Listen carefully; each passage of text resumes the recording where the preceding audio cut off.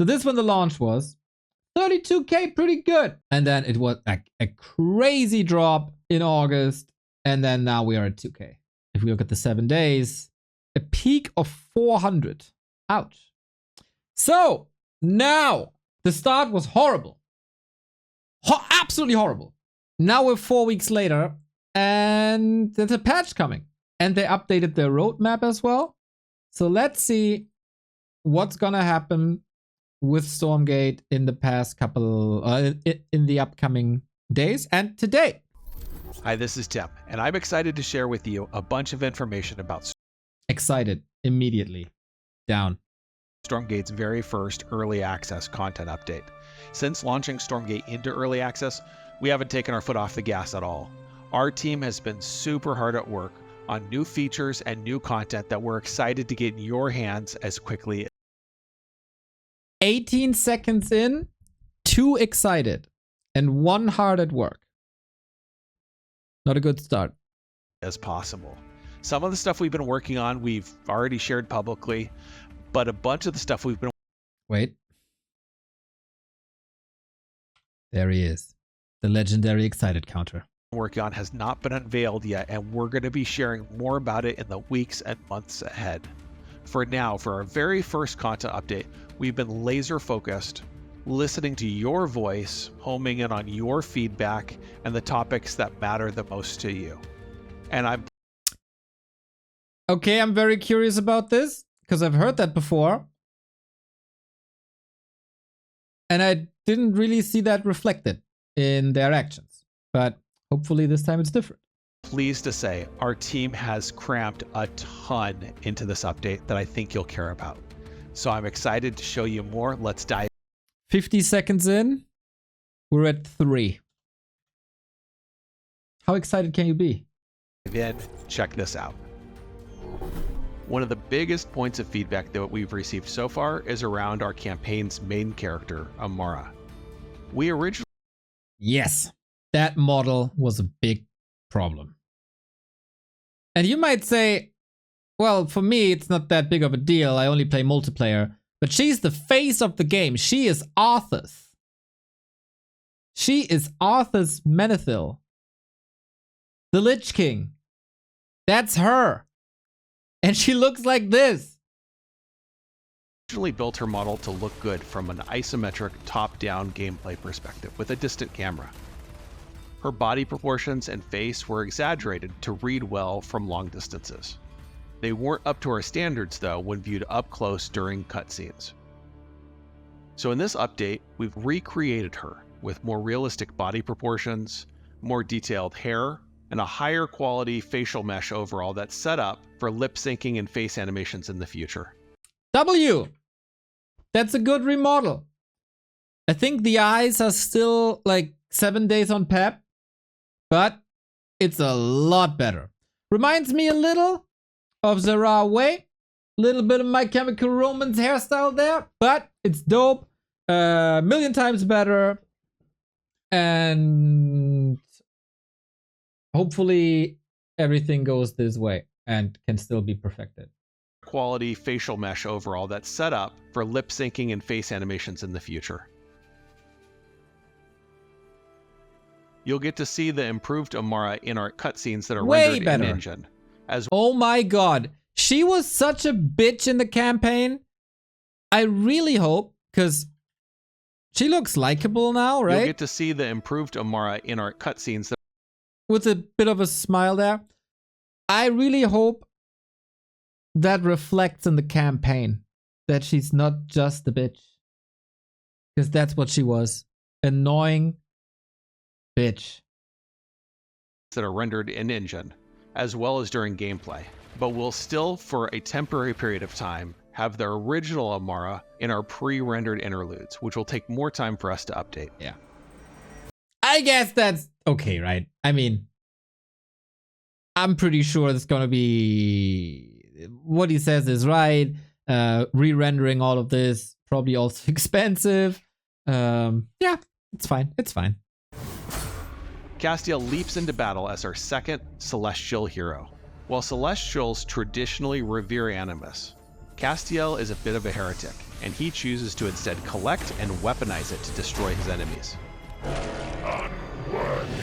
Castiel sacrifices enemy or allied units alike, restoring health and building up stacks of damage that can persist. Did he just delete that unit?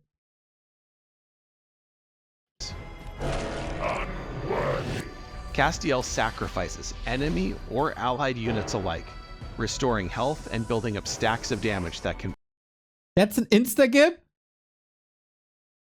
Okay. persist until death. Castiel also brings with them the Arcos Arcship, an improved Arcship variant that moves faster across the map and has unique abilities like the powerful Soul Cannon. Judgment is passed. As our thanks for your support, Castiel will be free for all players who purchase the Ultimate Early Access Pack on Steam or the Ultimate Founders Pack on Kickstarter.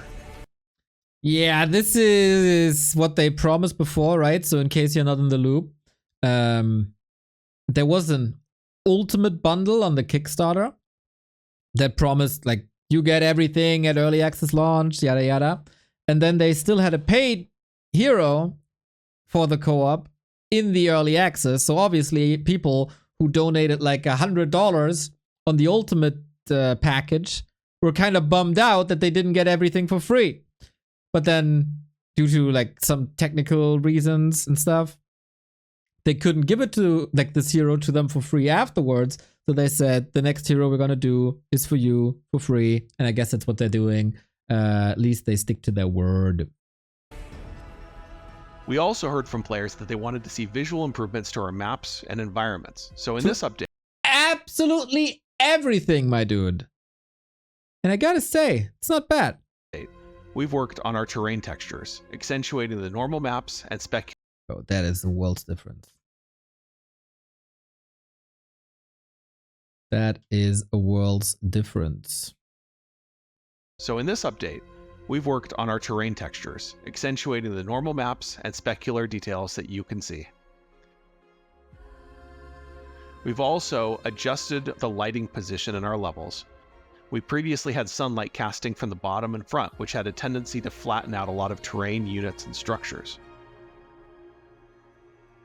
Now lighting and shadows have been adjusted on every single map that we have to offer more contrast across the board.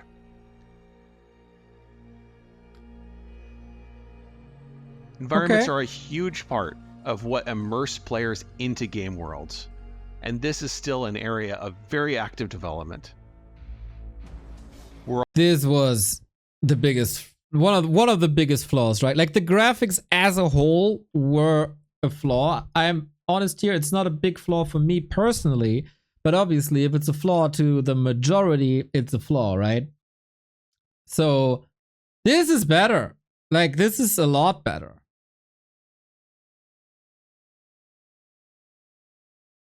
I wonder, since I had performance issues before, and a lot of people had performance issues before, I wonder how tasking that is on the PC. And if this is playable. But hey, I mean, just compare it. It's a world's difference. And looks like stuff is still readable despite some additional details. So they're on a good track. It's not perfect. Like, for example, this is a desert / dusty kind of setting, right? This should be reflected on the buildings, but that's a building model thing, not a terrain thing.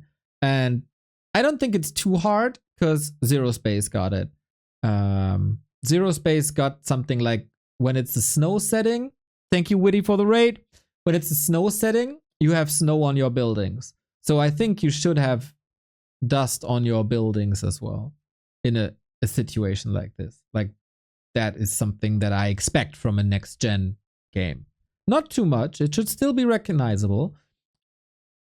But yeah, that should be an attention to detail that I would appreciate. The normal maps and spec. This also, like, it's just a lot more detail, reflections, a bit more lively. It's still not a world that I would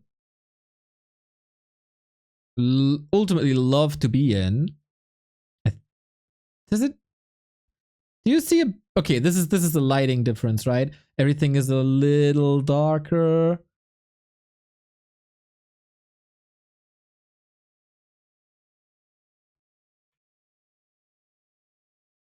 I guess it's fine. Lighting and shadows have been adjusted on every single map that we have to offer more content. Oh yeah, we've been here.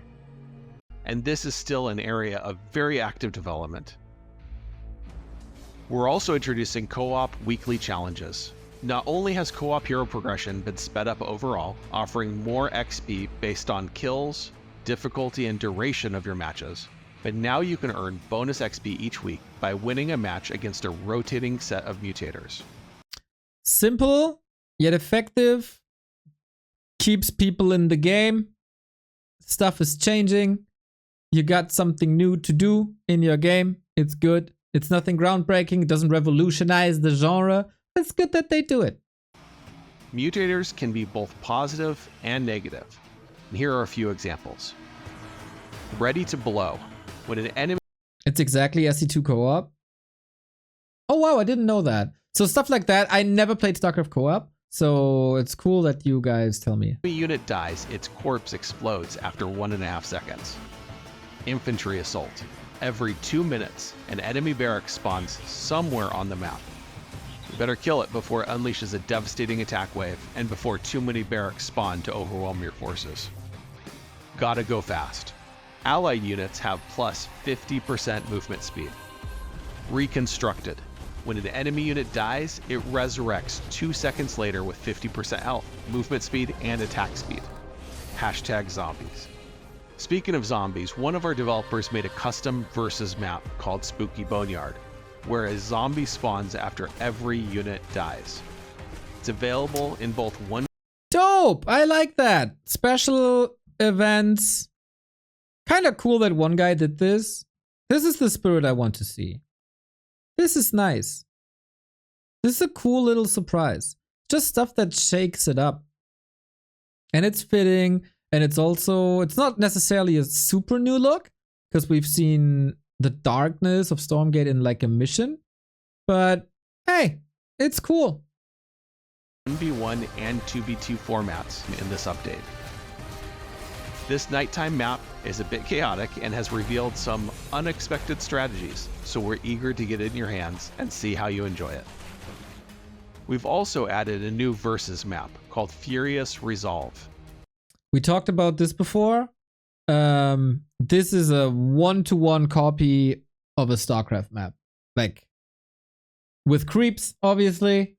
But since I criticized plagiarism before from this game, I gotta point out, it's not their creation. They took an old StarCraft map, made it Stormgate.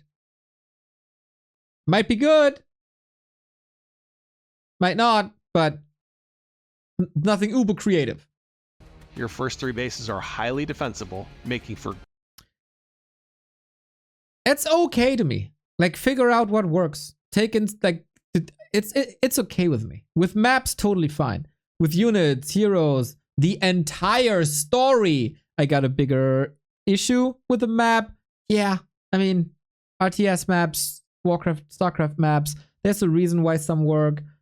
Take inspiration from it, try different things, totally fine with me. Like, I don't hate this, but it's kind of funny that if you're under fire for not being original, that you then copy a map. Like, it's maybe not the greatest timing, but great macro games with plenty of open space in the center for big battles. We've also made a ton of other improvements, from audio reworks to balance updates and a whole heck of a lot more. One example is that we're tuning a pathfinding feature called push priority. In the real world, bigger things naturally don't care about smaller things getting in their way. So we're using push priority to help bigger units more naturally and effectively oh my god, I might be able to play a couple of games. Reach their destination. Players may be familiar with this from the Magmadon's trample ability, but now some larger units have push priority innately to push friendly units aside, even if they're locked onto a target. Okay, this seems way better than the early access. This seems like it's like it was before, I guess.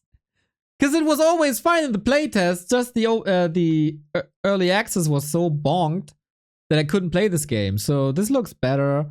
To judge this, I of course have to play it in like a couple of hours, but oh man, the pathfinding was so atrocious. It was so bad. It was so bad.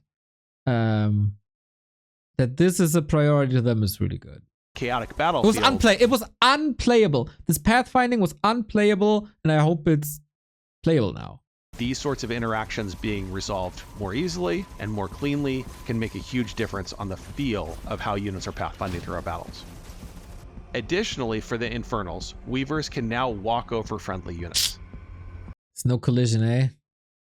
That might be a little tricky. Looks a little odd, right?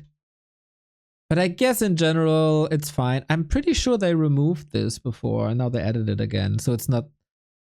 I, of course, don't know any technical details. It feels like they added stuff in that was in there before. Maybe they fixed issues with how it behaved or whatever. Additionally, for the Infernals, Weavers can now walk over friendly units. Let us know what you think here, as we hope these two changes together allow for more natural control of your armies. Any control of the armies. Another highly requested feature was improved hotkey customization. Players can... StarCraft people are up in arms about this. Oh my god, they are so hating on the hotkey system. For us Warcraft players, it's like, ah, oh my god, you got in-game hotkey system. That's great, right? For the StarCraft people, it's a big issue because what you can do is to change the hotkey of a button, but not for every single thing. For example, if a unit is on the upper left-hand side, you can the upper left-hand button, you can assign Q to that upper left-hand button, but not for that specific unit. So that's what they criticize. Can now change, add, and remove modifiers for hotkeys. Ooh, this won't be enough for them. This won't be enough for them. This won't be enough for them at all. There are also a few updates to Stormgate's UI. We added area of effect targeting indicators to highlight the radius of many abilities before you use them. It's like, it's a must-have. I mean, Warcraft has it, right? So it's 20 years old. It's like a must-have. And a new option called Smart Attack is now available. Wait, what's that? A method for issuing unit orders without having to select attack or move directly. Holding down right-click will command units to follow the mouse, and mouse up will automatically attack. Oi! Left-clicking during the hold will cancel the auto-attack. Right with left-click. Left-clicking while holding right-click will issue an attack command. Ooh, that is pretty sick for stutter stepping, right? So instead of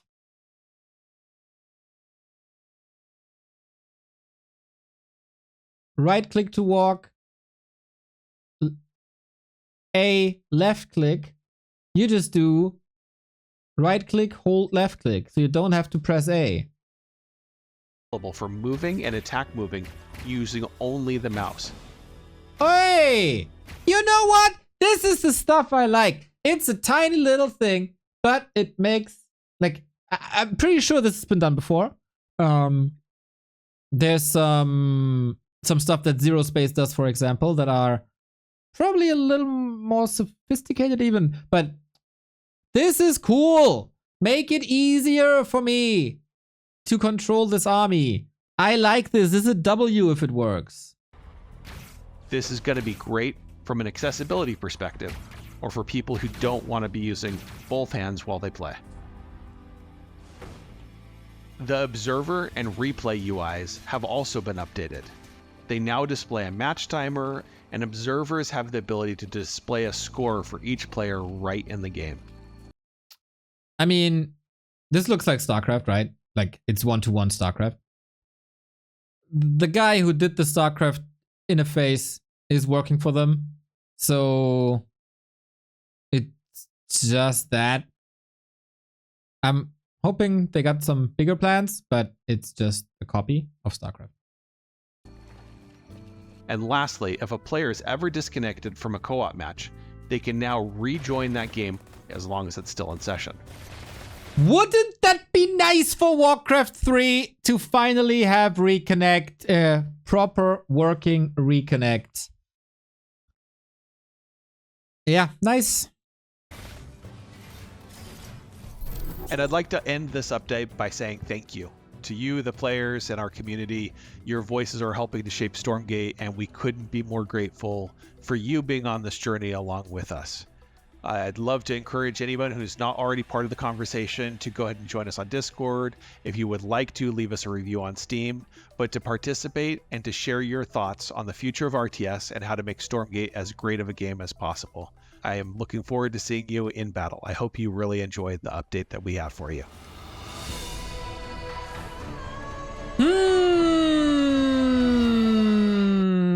Nothing on performance is worrying. Nothing on performance is very worrying. Because that was I guess the second biggest complaint after graphics. The update can be as nice as possible. If it still plays like shit with 30 FPS, I can still not play it. I know this is not for everyone, but alright. There's a new roadmap as well. So, September. This is what hits today. A lot of performance optimizations are part of late-stage development. The game is out! Early access is the launch. The game is public. It must be optimized. It must be playable. It's a release. That's not an excuse. That's not an excuse. I paid for the game. I paid for the early access. Make it playable at the very, very, very least. It was playable in alpha, in beta, in every other playtest. Just the early access is bugged. That is no excuse. Not at all. We saw the video for September. In October, there's another patch. 3 versus 3. Like, if they don't fix the performance for 3 versus 3, this mode is failed to die. Prioritized by community feedback. Like, if everything is prioritized, nothing's prioritized, right? Good luck, guys. Good luck. Because this has to hit, man. This has to bring them back on track. So, okay, sorry. Little addendum.